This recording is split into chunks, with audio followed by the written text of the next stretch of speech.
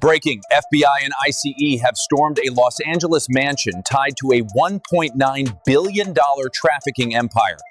4:17 a.m., Bel Air, California. The fog sat low over the hills that morning. That dense Pacific marine layer that rolls in from the coast and blankets everything in gray. The kind of fog that swallows sound. The kind that makes the world feel smaller, quieter, like it's holding its breath. At the base of a private drive, behind a wrought iron gate worth more than most American homes, a convoy of black Suburbans idled with their headlights off. Inside those vehicles sat 83 federal agents. FBI, ICE, DEA, Homeland Security Investigations. A joint tactical unit assembled over 9 months of surveillance, wiretaps, confidential informants, and one very nervous accountant who decided his conscience was worth more than his paycheck. The target was a 12,000 square foot mansion owned on paper by a shell corporation registered in Delaware, which was itself owned by a holding company in the Cayman Islands, which traced back through 4 more layers of legal insulation to a single name that appeared nowhere in public records. Farhan Abdirahman Warsame. To his neighbors, Warsame was a philanthropist, a businessman, a man who drove a modest Mercedes despite obviously having access to far more. He donated to children's hospitals. He sponsored youth soccer leagues in Somali American communities across Southern California. He smiled for photographs with local politicians who praised his commitment to immigrant integration. To federal investigators, he was something else entirely. He was the architect of a criminal enterprise that stretched across 3 continents. A man who allegedly coordinated human trafficking routes from East Africa through Central America into the United States. A man whose financial network had moved an estimated $1.9 billion in fraudulent claims, laundered cash, and wire transfers over 12 years. A man who federal prosecutors would later describe as the most dangerous non-cartel trafficking figure they had ever encountered in American law enforcement. At 4:19 a.m., the order came through encrypted radio.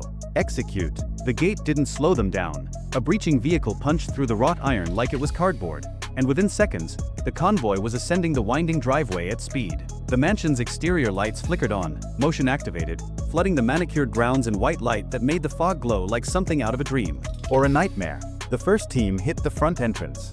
A hydraulic ram took the reinforced door off its hinges in a single strike. Flashbang grenades detonated in the marble foyer, the concussive blasts echoing through a house designed to project wealth and power.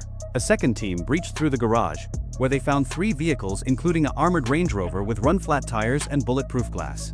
A third team came through the rear patio, glass doors shattering inward as agents in tactical gear flooded the kitchen and service areas.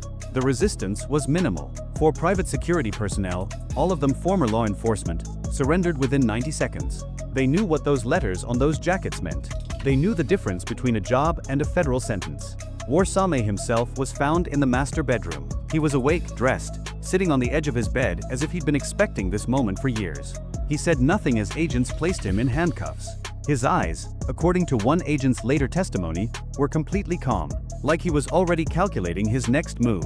But the arrest was only the beginning. As agents began their systematic search of the property, they discovered something that would transform this case from a major trafficking bust into a national security emergency. In the basement, behind a wine cellar that required a biometric scan to access, they found a room that wasn't on any building permit. A room with reinforced walls, independent power supply, and server racks humming quietly in climate-controlled air. 14 encrypted hard drives. 3 satellite phones with contacts in Nairobi, Dubai, and Mexico City. A wall-mounted safe containing $400,000 in cash, passports from 6 different countries, and a leather-bound ledger written entirely in coded notation. And on the central workstation, still logged in, a database that would take FBI cyber forensics teams 4 months to fully decrypt. What they found inside would reshape the entire investigation. FBI Cyber Division, Los Angeles Field Office, 11:47 a.m. Same day. The analysts knew within the first hour that they were looking at something unprecedented. The database recovered from Warsame's basement server wasn't just a record of transactions. It was an operational blueprint, a master plan with a code name that appeared on every major file header. Project Lighthouse. The name was almost elegant in its irony. A lighthouse guides ships to safety. This operation guided something else entirely. Human beings, drugs, money, power. The network mapped across the screen like a circulatory system, pulsing with red lines connecting shell companies to transit routes to government contracts. Analysts counted over 200 corporate entities across the structure. Daycare centers in Minneapolis, medical billing companies in San Diego, construction firms in Houston, import-export businesses in Seattle, a chain of halal grocery stores across the Midwest, Every single one of them was a node in a financial laundering apparatus that processed fraudulent claims through federal benefit programs at an almost industrial scale. And the scale was staggering. Federal prosecutors would later allege that Project Lighthouse had defrauded Medicare, Medicaid, and child nutrition programs of approximately $1.2 billion over a 10-year period. Money that was supposed to feed hungry children, provide health care to the disabled, and support vulnerable families was instead funneled into a network that existed for one purpose: enriching Warsame's organization and funding operations overseas. But that wasn't the part that made the analysts go quiet. The part that made them reach for their secure phones and request immediate supervisory consultation was the payment trail that led offshore. Specifically, the pattern of wire transfers from Warsame's holding companies to accounts in the United Arab Emirates and Kenya that had been flagged by Treasury Department counterterrorism analysts. Accounts linked to financing networks associated with Al-Shabaab, the same Al-Qaeda-affiliated militant group responsible for the Westgate Mall attack in Nairobi, the same group that had killed American soldiers in Somalia, the same group that remained on the State Department's list of designated foreign terrorist organizations. Federal investigators don't use words like unprecedented lightly, but this was unprecedented. An American-based trafficking and fraud network with potential financial ties to international terrorism, operating for over a decade under the protection of a man who had cultivated relationships with local politicians and community leaders across Southern California. This was not corruption in the traditional sense. This was something else entirely. This was infrastructure. One of the lead analysts would later describe it this way to a congressional oversight committee: "We weren't looking at someone who had infiltrated the system. We were looking at someone who had built a parallel system. His own intake process, his own financial pipelines, his own protection network. He didn't need to corrupt the government. He just needed the government to leave him alone." And for 12 years, that's exactly what happened. The investigation was about to expand in ways nobody anticipated. Homeland Security Coordination Center, Los Angeles, December 12, 2025, 4:15 a.m. 17 days after the mansion raid, federal agents assembled for the largest coordinated law enforcement operation in Southern California history. The room was designed for crisis response. Massive screens covered 3 walls, displaying satellite imagery, vehicle tracking data, and real-time communication feeds.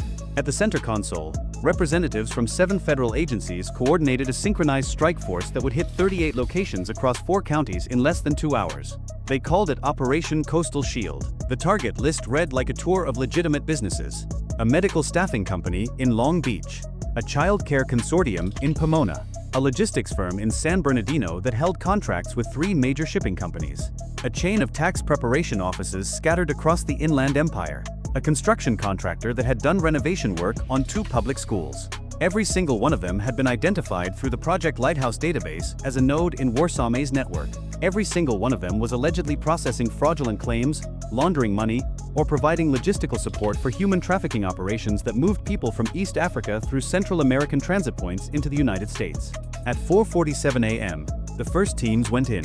Long Beach was first. A 4-story commercial building that housed the headquarters of Pacific Medical Staffing Solutions, a company that billed Medicare for home healthcare services. Federal auditors had identified over $40 million in suspicious claims over a 3-year period. The company employed nurses who didn't exist to care for patients who had never requested services. When agents breached the building, they found something the paperwork hadn't revealed: a secure communications room on the 3rd floor, satellite uplinks, encrypted messaging terminals, and a detailed tracking system that monitored the movement of shipping containers through the port of Los Angeles, the same port that processed 20% of all American imports. In Pomona, agents raided a daycare consortium that had received $12 million in federal child care subsidies over 5 years.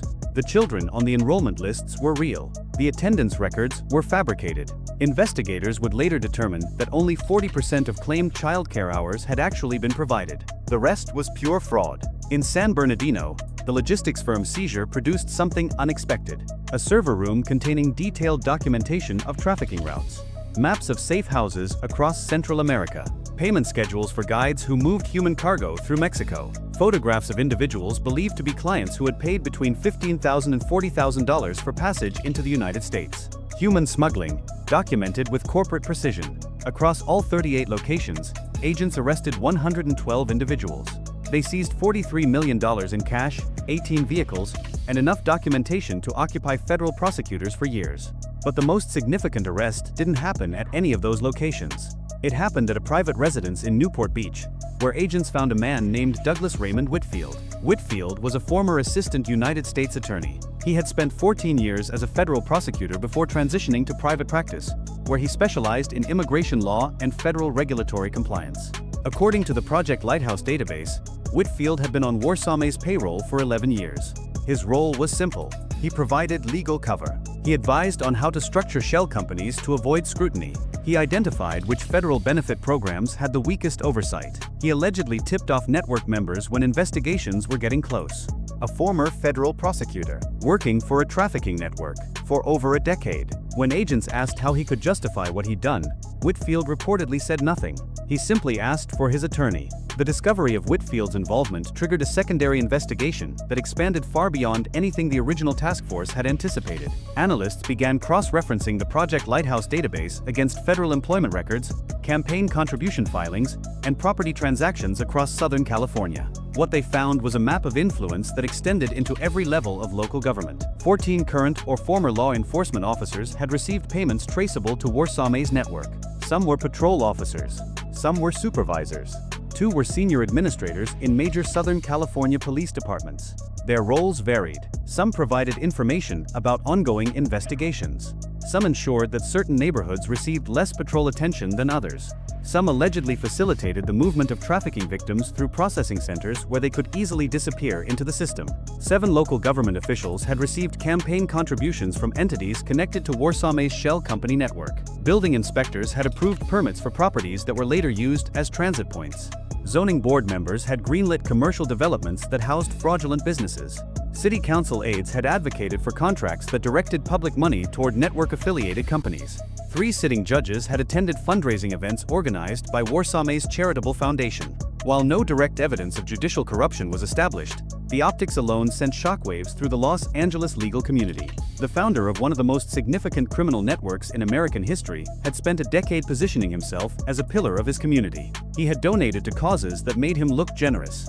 He had cultivated relationships that made him seem connected. He had built a reputation that made anyone who questioned him look paranoid or prejudiced. And while he smiled for photographs and shook hands with politicians, his network was moving human beings across borders like inventory, defrauding federal programs that were supposed to help the vulnerable, and potentially funneling American dollars to terrorist organizations overseas.